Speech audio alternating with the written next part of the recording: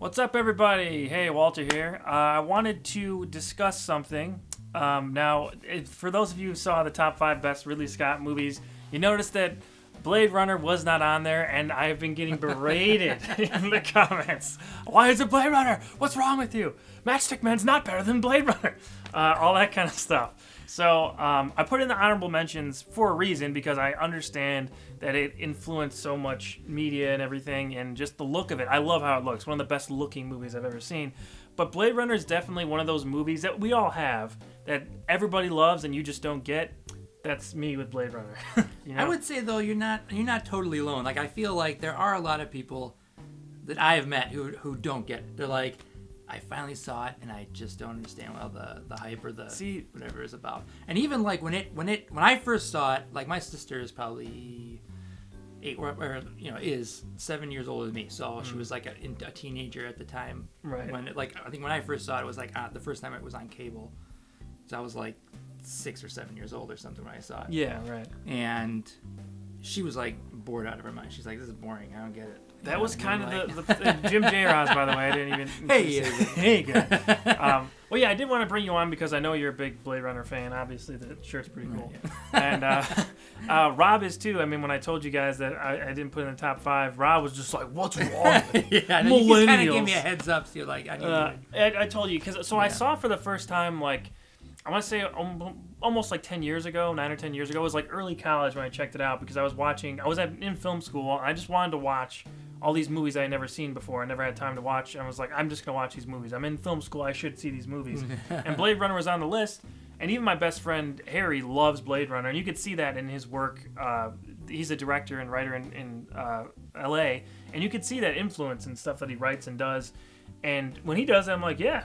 But then I first watched the movie, and I was just like, I don't understand.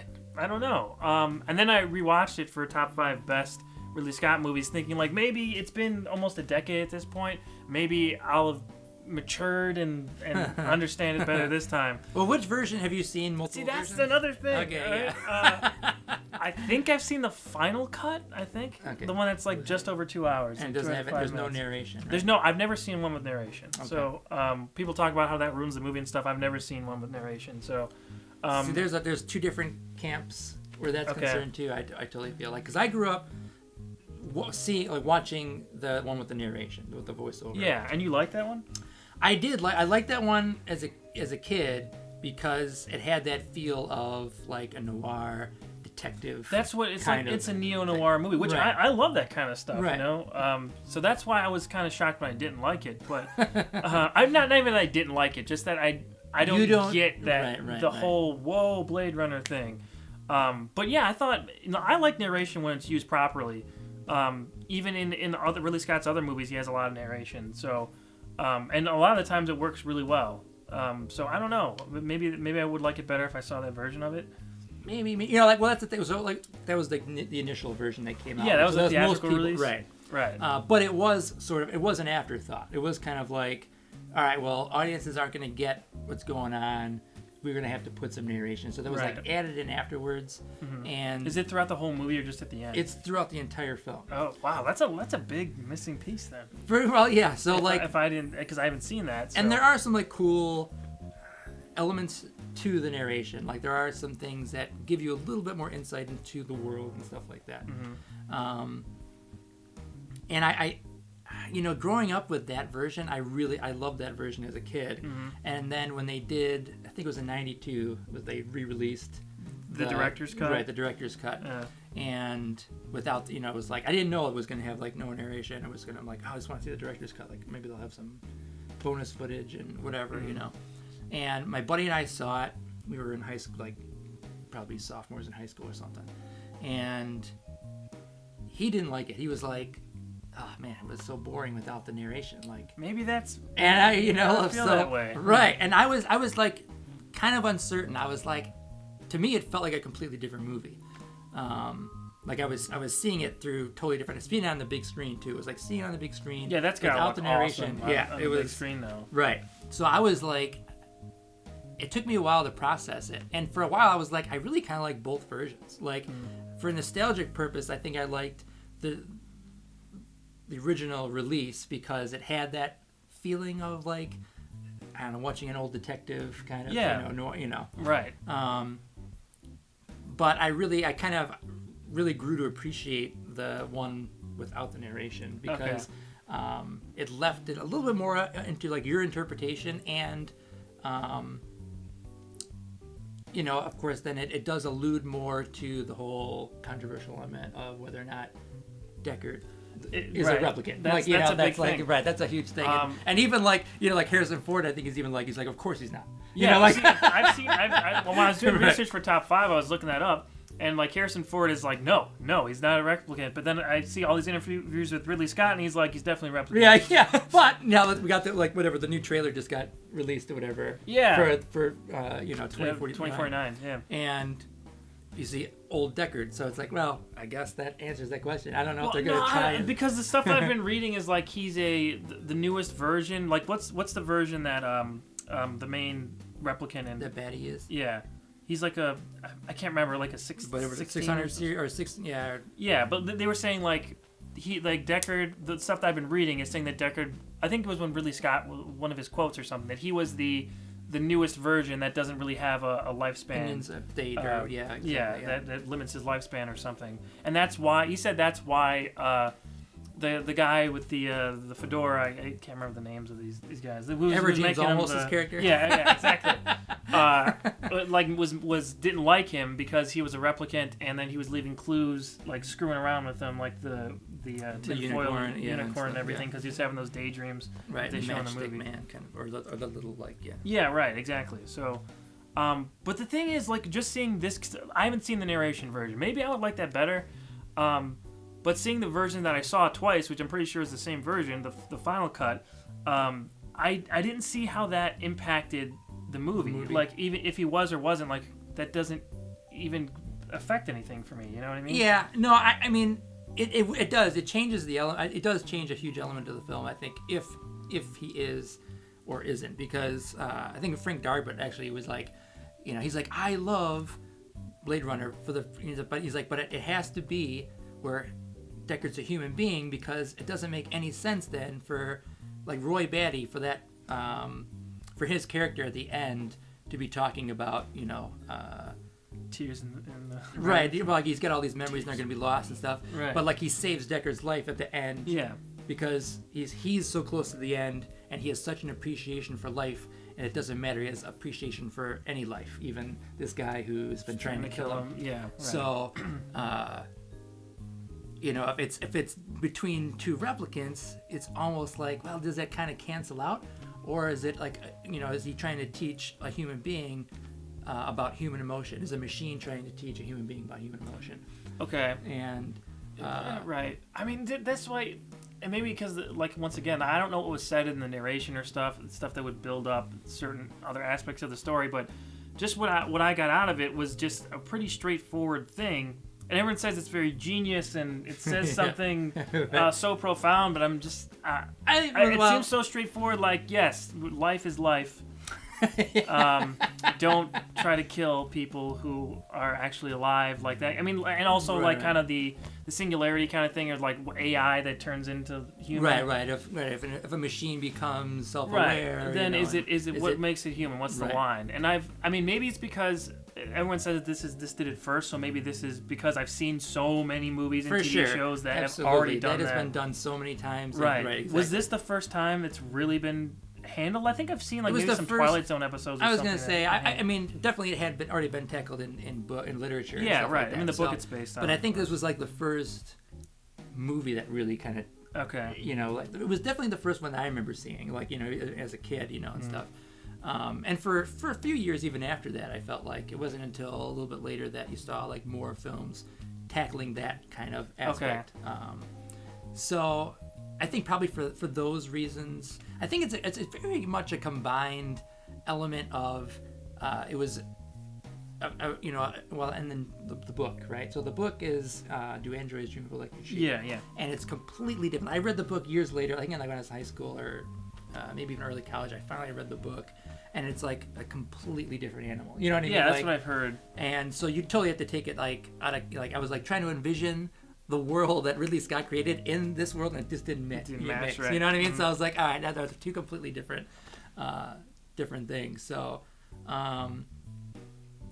yeah, I think it's combining like all the visual elements, the world building that's Ridley what Scott I liked did. most about it. Yeah. I mean, was just how amazing things looked. And, yeah, I think that's the larger impact, and I think people have probably searched for a little bit more meaning in the script than there actually is. Than there probably actually is. You know what I mean? Like, because like, you know, the script went through a lot of rewrites and stuff like that, and there were a lot of things that Ridley was trying to put in. I think like his original cut of the movie was like over 3 hours long. Oh wow! And you know, that's interesting because the final cut is only like 2 hours. I'm pretty sure the thing I saw was the final cut. Yeah, and it's only like 2 hours and 5 minutes or something. Yeah. Yeah, so like those elements, you know, like he did trim down quite a bit, and didn't get to add all the elements that he wanted to do and stuff. But there's some really cool like the whole his original like intro sounded fantastic. Like it sounded really kind of neat. Like what is it? It was well, originally too he wanted an older version of the character. Like he wanted Robert Mitchum actually to play Deckard, and it's like it takes place sort of like in this sort of like desert farm kind of land, and there's just like this little shack and like farmhouse, and this floating car like lands or whatever, and this guy gets out and he goes into the farmhouse and he sits down in a chair, and you see like it get darker and darker, and then this guy like in overalls and stuff like comes into the house and everything, and there's like this pot on the stove like just boiling over, and he turns off, you know, the pot, and Deckard just like the guy sits down and Deckard blows him away, and then he opens up his head and pulls out like this chip out of his mouth or whatever, and then you find out that this guy's a replicant. So that's he just retired, like, you know. Right. So that was like the introduction to the world and the character. That sounds awesome. Yeah, I was like when like it's all laid out to like in storyboards that Ridley Scott did and stuff like that, and it's like really cool. Like they're really nicely detailed and everything. So I got you. So yeah, there was a lot of I think had he had the, you know, it wasn't a very huge budget movie either. You know, it was a pretty moderately, you know. I can't say I mean, I can't say that I've seen that. I mean, like, I see the small budget because there is such grand shots and everything. Like, I thought maybe it would be at that point. I mean, it was like, I can't remember how much it was at the time, how many, whatever it was like, but it wasn't like a huge blockbuster. Right, okay. But at the time, there was a writer's strike in Hollywood or whatever, so they had like an extra like 8 months of production time, like for prep. Okay. So they actually were able to do, like, the art department was able to do way more than they normally probably would, and so that's why there's like, it really has that great look of a lived-in kind of used. It looks amazing. I mean, like you're saying, the world building and everything. I mean, I knew stuff about Blade Runner before I saw it. Just from, I mean, it's influenced so many different. I mean, a lot of people point to anime and things like that. Yeah. And other like cartoons that are very dramatic, but I mean, just sets and you could see like influence just in almost like any sci-fi movie that comes out. So, yeah. I mean, I that's why I say I appreciate the movie, and I understand that it has a huge impact on it, and it looks great. I just maybe if I see the version with the narration, see it like my brother, my brother and I both love the movie, but like. Or both my brothers actually, like my oldest brother loves the narrated version. Like he's he's like the same way. He's like, yeah, it's boring without it. My other brother and I are both kind of in the camp of like, we both kind of like both versions. You know, I definitely I think lean more towards the final cut than the original cut. But I still do have it's probably more of a nostalgic appreciation for it. But to me, they do feel like two different movies. Okay, see that's very interesting then, because I know there are a bunch of different cuts of it, but I didn't know exactly how much certain. Yeah, there's like 5 different cuts. Yeah, well, that's what I'm saying. That's why I'm pretty sure I watched the final cut. I'm not 100% sure because I didn't. That's the most common one I think you can get now. So, it was whatever was streaming. So, I don't know. What was the thing you liked most about it? I mean, being attached to it as a young guy, where you like. just attracted to the sets and the I was definitely makeup just kind of very attracted to the whole world. Like it was like, especially, you know, Star Wars and stuff like that had come out, but this was so totally different. You know, like there was no sci-fi movie quite like this. Yeah, and it wasn't like super well received when it came out. You know what I mean? It wasn't a big block. It wasn't a big hit. And I remember people talking about it being like very disappointed when it came out. Even my brother, when he saw it, he's like, it's okay. But then like when I saw it on cable, I don't know. I didn't even understand all of it because I was like 7 years old or something, you know? Right. But I was like, I was so, I don't know, drawn into that world. And even the character of Deckard is like, he's not like a super heroic character at all. No. He's such an everyman in that aspect, you know? Which, again, makes him a little bit seem more human than, you know, replicant. Right. You know? I mean, I don't know. Like, everyone says he's definitely a replicant. If I'm just watching it the first time, like, I haven't seen the narrated version, like I said, so just seeing that first time, I assumed he's a human. I mean, like I said before, where it doesn't impact the story, I meant, like, more, it doesn't impact, like, the results or anything. Right, no, I know what you meant. It doesn't really mean much to me if he is or isn't. If he is or isn't. I mean, but I never got the feeling that he was. I mean, just not until everyone really dug into it and said, "Oh, this is a thinking man's movie." You see, and you gotta think about it. I'm like, unicorn man, unicorn. Right. I mean, I love like early Christopher Nolan movies like Memento and even like Prestige and stuff. I love going and rewatching, and even Inception, like going back and looking at things and trying to pick stuff apart that I really love. And this, I just didn't get that from this. You know. If you saw the version without the narration first, and you were like around my age, I was like 19 or 20 when I first saw it. I'm sure you would like the visuals and stuff, but I know it's hard to put yourself in that position. But what would you think? Would you think it was kind of dull and boring, or maybe? You know, like I said, I saw when I saw the director's cut, I was probably like 14 or 15 or something. I don't know. 15 maybe. The director's cut doesn't have the narration, right? Right. Okay. There's the only version that has the narration is the theatrical. Okay. Cool. And like I said, like at first I was kind of like, oh, it's not gonna have the narration. This is so weird. It was like, at first it took me out of it, but then it was like I said, it was almost like watching a different movie. Yeah. So okay. It's just tough. You know, and I learned to really have an appreciation for that one. My buddy, when we saw it, he was just like, oh man. Right. You know. But that brings me to another thing is like, everyone talks about how the message is so influential, and you really got to think about the things that happen with the replicants and everything. But don't stories and movies that have like this long life, like a Star Wars or something like that, like that transcends any time period, any kind of thing that comes out after that. There's always Star Wars, I feel like. You know? Yeah, right. If I'm comparing it to anything. Well, yeah, because that exists in a galaxy far, far away, right? Well, sure, but I'm just saying, like, the overall themes of that, like fathers and sons and rebellion and all timeless. that. Yeah, that's timeless stuff, and it still works today as well as it did back then, I'm sure. I mean, I saw Star Wars when I was a little kid, and I feel like a lot of people have. Right. And I still love it as much, probably more now than I did back then. Yeah. So, with Blade Runner I feel like kids can see Star Wars for the first time, the original trilogy, and still love it. I know kids who've been introduced to it recently and still really like it. Yeah. So, with Blade Runner, like I don't think that it has that kind of evergreen.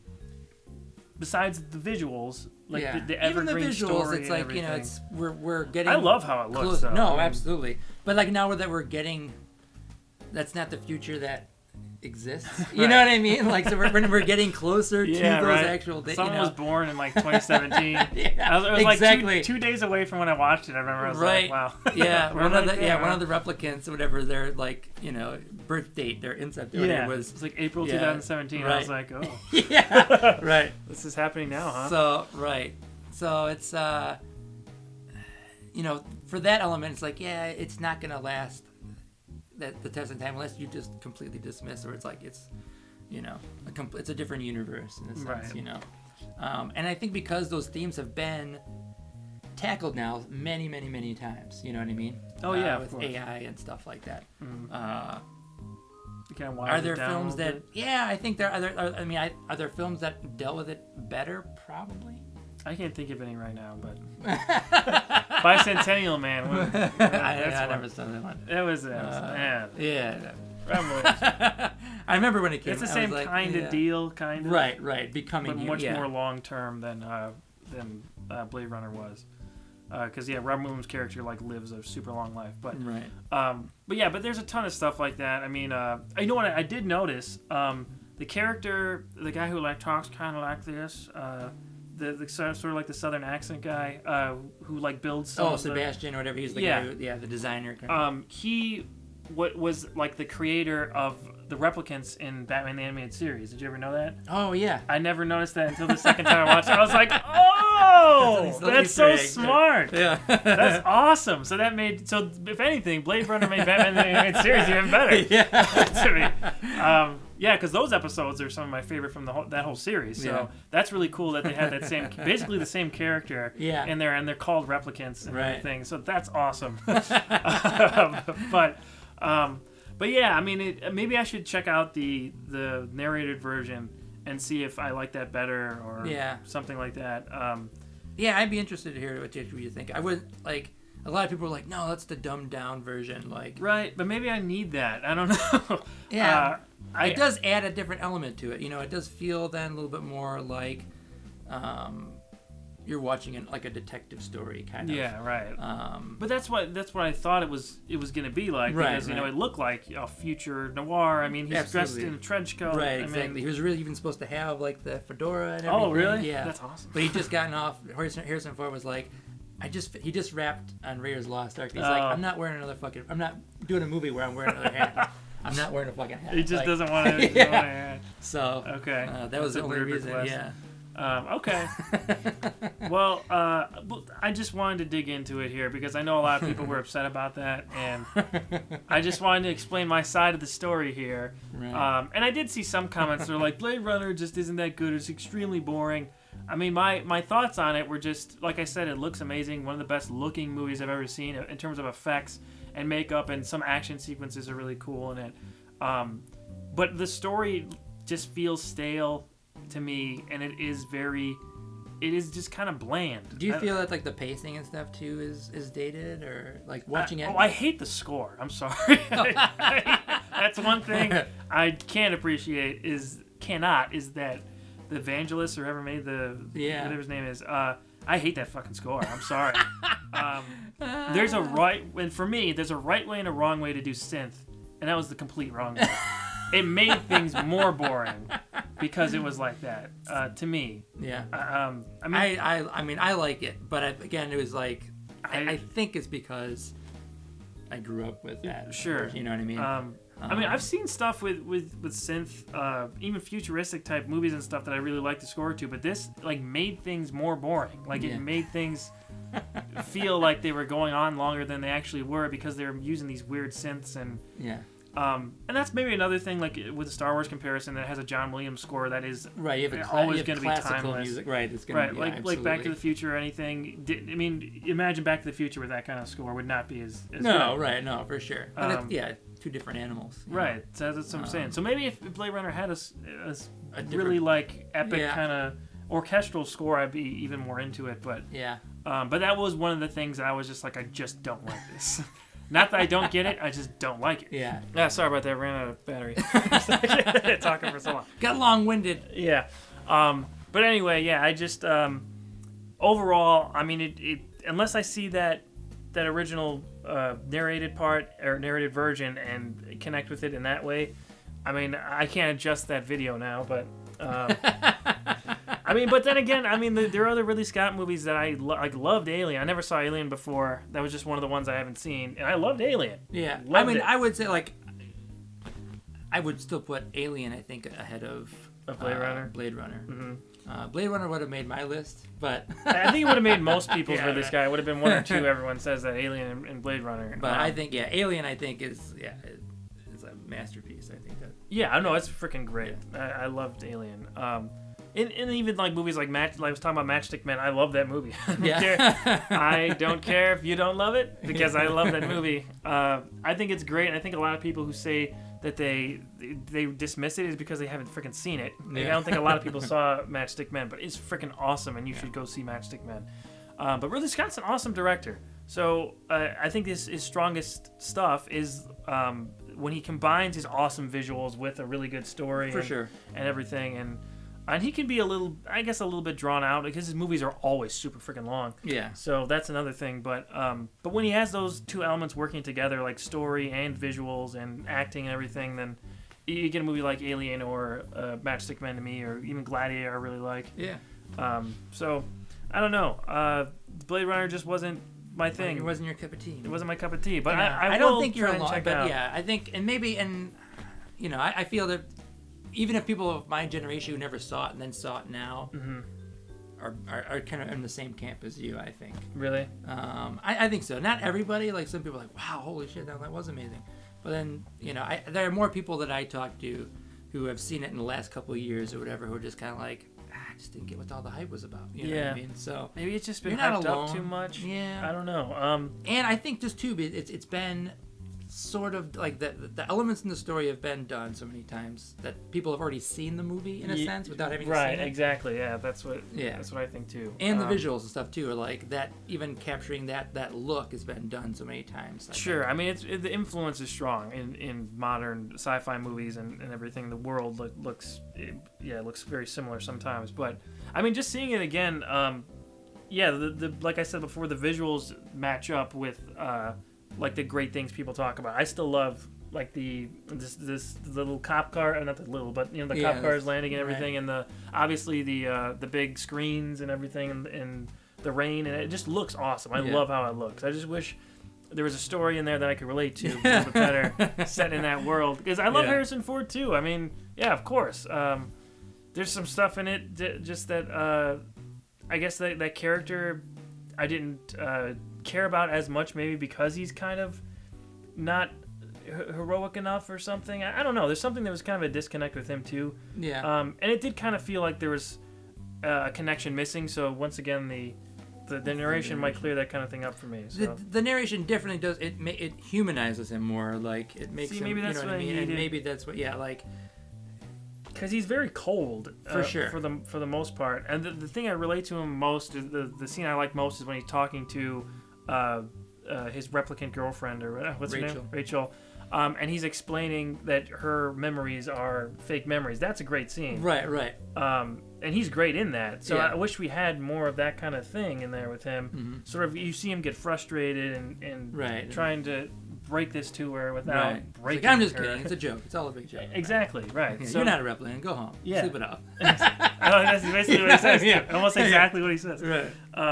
But yeah, that like more of those kind of scenes where I could see his frustration and stuff. Otherwise, he just doesn't really say much and is just shooting at replicants the whole time and looks kind of like confused. Right, or getting his ass kicked. Yeah, or getting his ass really kicked by the guy from Cheers. The mailman from Cheers. Great stuff.